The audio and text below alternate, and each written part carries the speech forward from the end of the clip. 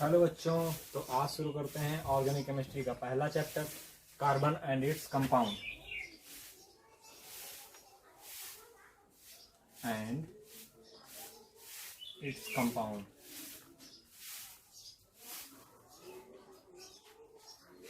जिसकी पहली हेडिंग है ऑर्गेनिक केमिस्ट्री। सबसे पहले तो हमें ये पता होना चाहिए कि ऑर्गेनिक केमिस्ट्री होती क्या है। तो ऑर्गेनिक केमिस्ट्री, चलो पहली हेडिंग लगा देते हैं, organic chemistry.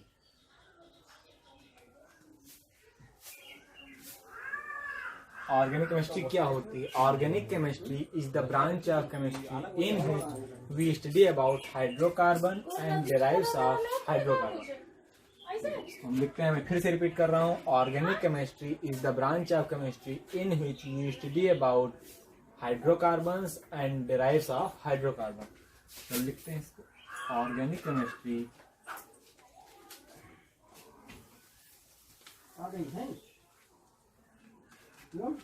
is the branch of chemistry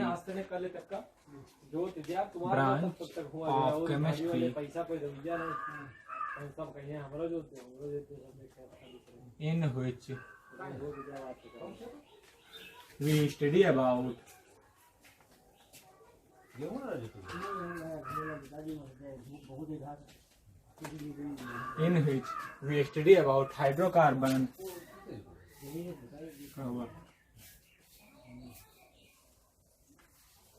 and derives of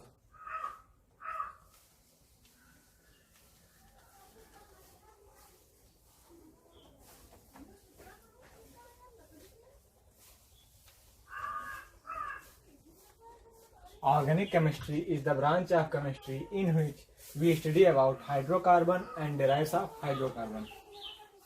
organic chemistry की वह शाखा है जिसके अंतर्गत हम हाइड्रोकार्बन के बारे में पढ़ेंगे और उसके व्युत्पन्नों के बारे में पढ़ेंगे, उसके ड्राइव्स के बारे में पढ़ेंगे। सबसे पहले तो हमें ये पता होना चाहिए कि ऑर्गेनिक केमिस्ट्री है क्या और हाइड्रोकार्बन क्या है। तो हाइड्रोकार्बन वे सभी तत्व जो कार्बन और हाइड्रोजन से मिल करके बने होते हैं हाइड्रोकार्बन कहलाते हैं।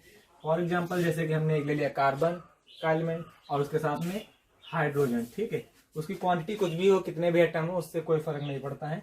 अगर कार्बन और हाइड्रोजन मिल करके आपस में कंबाइन कर रहे हैं और कुछ भी बना रहे हैं तो उसको हम क्या कह सकते हैं? हाइड्रोकार्बन। उसको हम कहेंगे हाइड्रोकार्बन।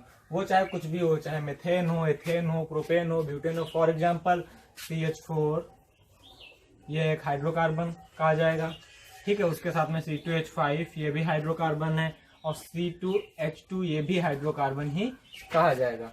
तो कार्बन और हाइड्रोजन दोनों जब एक साथ मिलेंगे और मिलने के बाद जो भी बनेगा उसको हम क्या कहेंगे? हाइड्रोकार्बन, ठीक है। अब इसमें कुछ ही लिमिटेड एलिमेंट्स हैं ऑर्गेनिक केमिस्ट्री में जिसके बारे में हमें अच्छे से रीड करना है, क्योंकि इसके जो टोटल कंपाउंड है वो मोर देन 80,000 है। 80,000 से भी ज्यादा कंपाउंड मिल करके बनते हैं। तो सबसे पहले तो हमें इसके कार्बन और हाइड्रोजन कितने एलिमेंट्स के साथ में कंबाइन करता है और कैसे कंबाइन करता है, सारी प्रॉपर्टीज हमें पता होनी चाहिए। तो सबसे पहले तो हम देखते हैं कि कितने एलिमेंट्स हमको पढ़ने होंगे।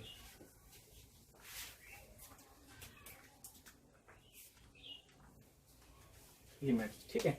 पहला एलिमेंट जो मोस्ट इंपॉर्टेंट एलिमेंट है वो है कार्बन, क्योंकि कार्बन में ही ये गुण होता है कि वो श्रृंखला बना सके, अन्य एलिमेंट्स के साथ में जुड़ सके, ठीक है। तो पहला एलिमेंट, सबसे मोस्ट इंपॉर्टेंट एलिमेंट है कार्बन। उसके बाद में आता है हमारा है हाइड्रोजन, उसके बाद में आता है ऑक्सीजन, फिर नाइट्रोजन और फिर हाइड्रोजन। हाइड्रोजन को हम एक्स से नोट करेंगे, ठीक है। हाइड्रोजन के अंतर्गत कुछ एलिमेंट्स आते हैं जैसे कि फ्लोरीन, क्लोरीन, ब्रोमीन और आयोडीन। ये चार एलिमेंट, हम इन चार एलिमेंट्स को हम क्या कहेंगे? हाइड्रोजन, ठीक है। इन्हीं एलिमेंट से मिलकर के पूरी ऑर्गेनिक केमिस्ट्री बनी हुई है। कौन कौन से हैं वो? कार्बन, हाइड्रोजन, ऑक्सीजन, नाइट्रोजन और हाइड्रोजन। हाइड्रोजन के अंतर्गत कौन कौन से आएंगे? फ्लोरीन, क्लोरीन, ब्रोमीन और आयोडीन। ये इतने तत्व आते हैं। तो सबसे पहले हम इसके बारे में देखेंगे ये कि इन एलिमेंट्स की लास्ट सेल में या वैलेंस सेल में कितने इलेक्ट्रॉन है, क्योंकि उन इलेक्ट्रॉनों पर ही इनकी सारी प्रॉपर्टीज डिपेंड करेंगी। ठीक है, सबसे पहले लास्ट सेल के इलेक्ट्रॉन्स हम देखेंगे। Number of electrons in valence shell, number of electrons in valence shell. जो हमारे पास एलिमेंट्स हैं कार्बन, हाइड्रोजन, ऑक्सीजन, नाइट्रोजन और हेलोजन, इनकी वैलेंस सेल में मतलब सबसे बाहरी सेल में कितने इलेक्ट्रॉन्स उपस्थित हैं उसके बारे में हम सबसे पहले पढ़ेंगे। तो हम लेते हैं कार्बन। कार्बन की वैलेंस सेल में कितने इलेक्ट्रॉन होते हैं? 4। उसके बाद आता है हमारा हाइड्रोजन। हाइड्रोजन की वैलेंस सेल में कितने इलेक्ट्रॉन होंगे? 1। फिर आता है ऑक्सीजन। ऑक्सीजन की वैलेंस सेल में कितने इलेक्ट्रॉन हैं? 6। फिर आता है नाइट्रोजन। नाइट्रोजन की वैलेंस सेल में हमारे हैं 5 इलेक्ट्रॉन। और फिर आता है हैलोजन। हैलोजन की वैलेंस सेल में होते हैं 7 इलेक्ट्रॉन। अब क्वेश्चन ये आता है कि वैलेंस सेल में कितने इलेक्ट्रॉन हैं, ये पता कैसे करेंगे? उसको पता करने का एक बहुत सिंपल तरीका है, वो ये है कि जैसे हमारे पास कार्बन है, इसका कार्बन का एटॉमिक नंबर होता है 6। कार्बन का एटॉमिक नंबर होता है 6 और एटॉमिक मास होता है 12।